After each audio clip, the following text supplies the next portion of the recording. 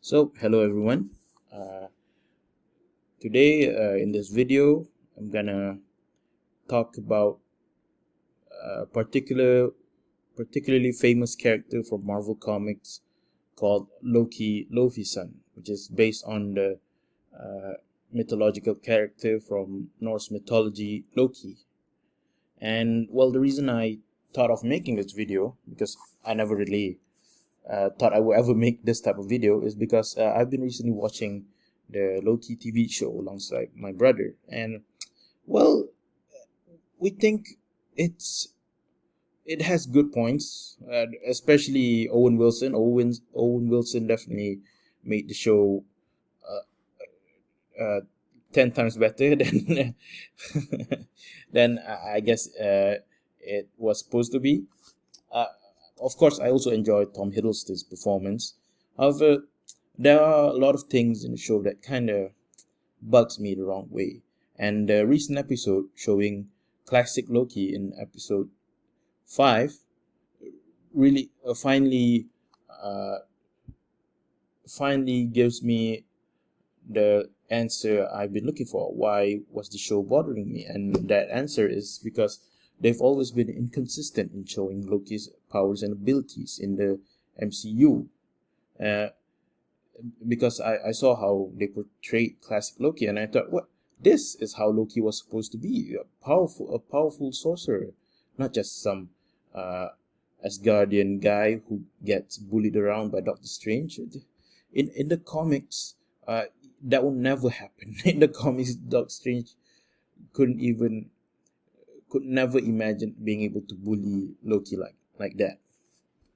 And uh, also, uh, and the scene in Thor Ragnarok where Doctor Strange basically bullies Loki kind of, um, I would say, contradict an earlier statement that Doctor Strange made, where he said that Loki was one of the threats to Earth that he was monitoring.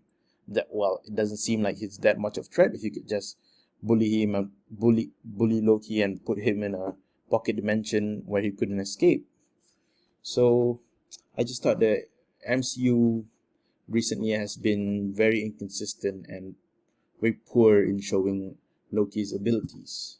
And especially if you remember Loki in the TV show about Loki in episode 2, where it shows Loki being just trampled upon by a dude from Foxcart or Walmart.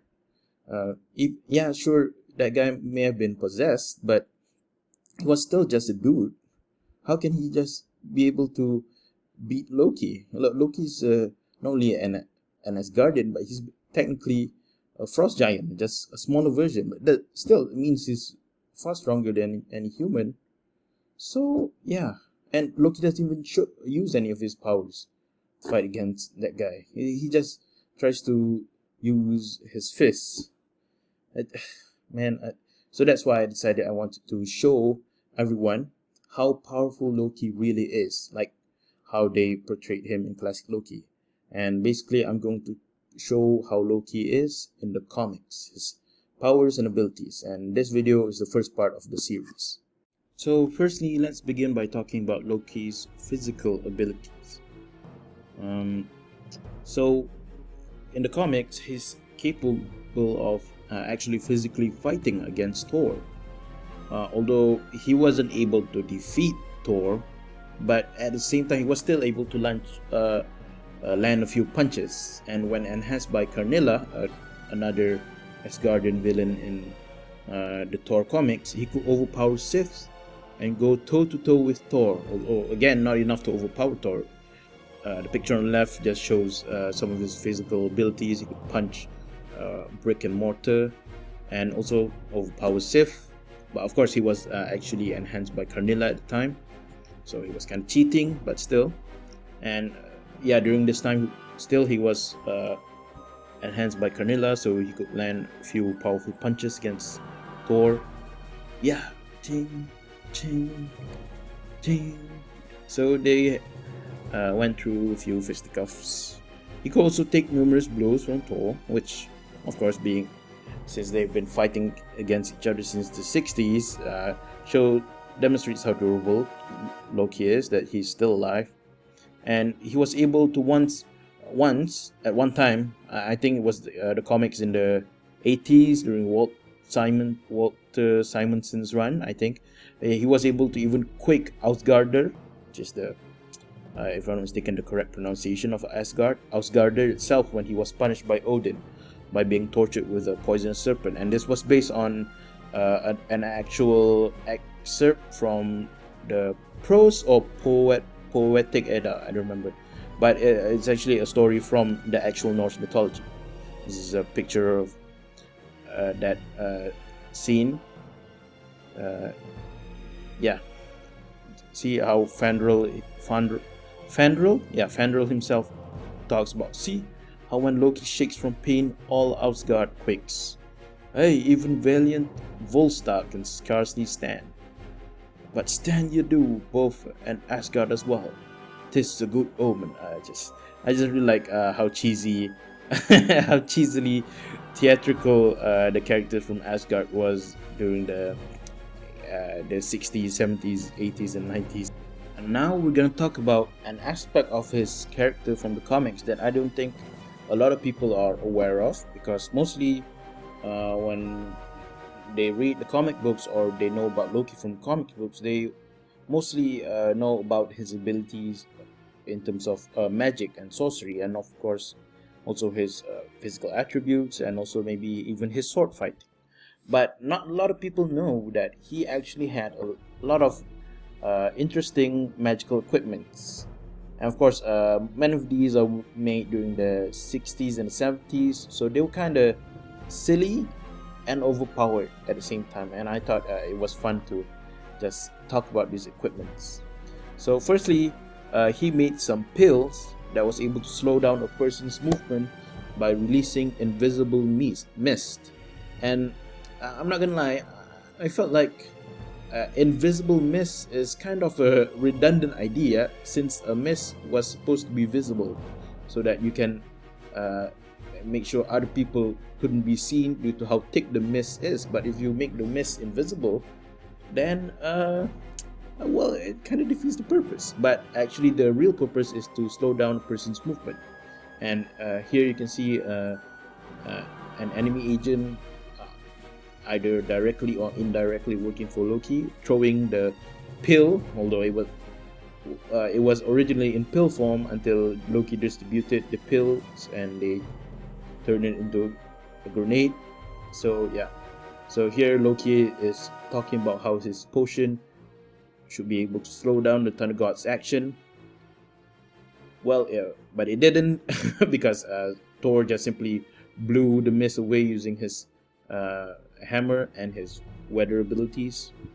Well, okay, so that's the pills. Thing it was just you only use it one time during the 60s. Now the second is are the Norn Stones, and the Norn Stones are feature much more prominently in the Thor comic books because if I'm not mistaken, maybe I think even today he still uses the Norn Stones. I haven't read Marvel comic books in a long time. I mean, the last time I read Marvel comic books was during the Siege storyline, where America tried to attack New Asgard. Yeah, that was the last comic book series that I ever read from Marvel. So yeah, the Norn Stones are basically catch-for-all equipment for Loki. The Norn Stones allow Loki to do anything that the writer wants Loki to be able to do. Like, it grants Loki the ability to this is the picture of Norn Stones that he used during the Siege storyline. So the Norn Stones could turn lava into solid, could make Loki intangible, could make him float or fly. It could also create air shields.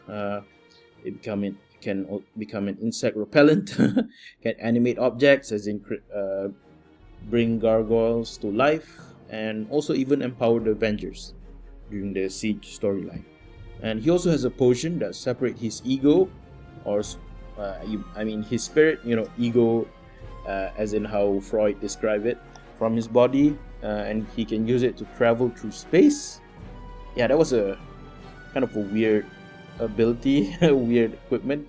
I mean, weird equipment to have. I'm not sure how frequently he uses this potion. Now, there are other equipments that are also much more obscure. First is the living mask. It's the mask that allows Loki to switch bodies with the people wearing the mask, and I thought it was interesting because I'm not sure if this was inspired by the movie The Mask or its comic book, featured the movie featuring Jim Carrey, or whether the movie and the comic book The Mask was based on this living mask from the Thor comic book. So, I don't know, but it's kind of interesting. Now, he also had a fire sword, a magical sword created from the souls of multiple humans that I assume could shoot fire. And also he had a crystal of transference, which allowed Loki to manipulate the environment the globe is based on. Basically, it's like the voodoo doll version of a snow globe. Now, there are also other equipments that are more useful and I think even cooler. And first is the battle whip, and he used this during the Siege storyline. It's a whip with 3 metal points that could manipulate fire and harm the Disir. And the Disir are, in the Marvel comics at least, they were Valkyries who were cursed by Thor's grandfather. Or was it? Yeah, Thor's grandfather, because they were traitors or something. Yeah. So, yeah, he was able to. Basically, his whip has 10 plus damage on infernal creatures or unholy creatures. And finally, I think this is probably the coolest equipment that Thor ever has, and unfortunately he doesn't use as much. It's a battle armor. That's right, Loki, the sorcerer, has a battle armor. It was actually worn by him because at the time his body was too weak after torture in the realm of Mephisto. I assume Mephisto was the one torturing him. And the battle armor was made by his wife, Sigyn. Oh yeah, if you guys didn't know, in the comics, he has a wife. I have no idea what happens to her now in the modern comics. Yeah, I don't remember when was the last time they ever talked about Sigyn in the comics. But yeah, she also has some mystical abilities, and she made that battle armor for him. It was just supposed to be a temporary battle armor until he was able to recover himself. But yeah, it's a really cool battle armor. It kind of resembles Spawn a little bit, which I think is probably intentional. And it also comes equipped with a battle axe made from Uru. Well, I don't think he ever specified that it was made from Uru, but it was implied. So yeah, it's really cool. I really like this design. I wish we would see more of this in the modern comics, or if they ever want to make a Thor TV cartoon show, that show this, man. So I hope you enjoyed this video, and stay tuned for the next video where I detail his various magical spells that he used, from weather manipulation to time manipulation and others. So stay tuned, and thank you for listening.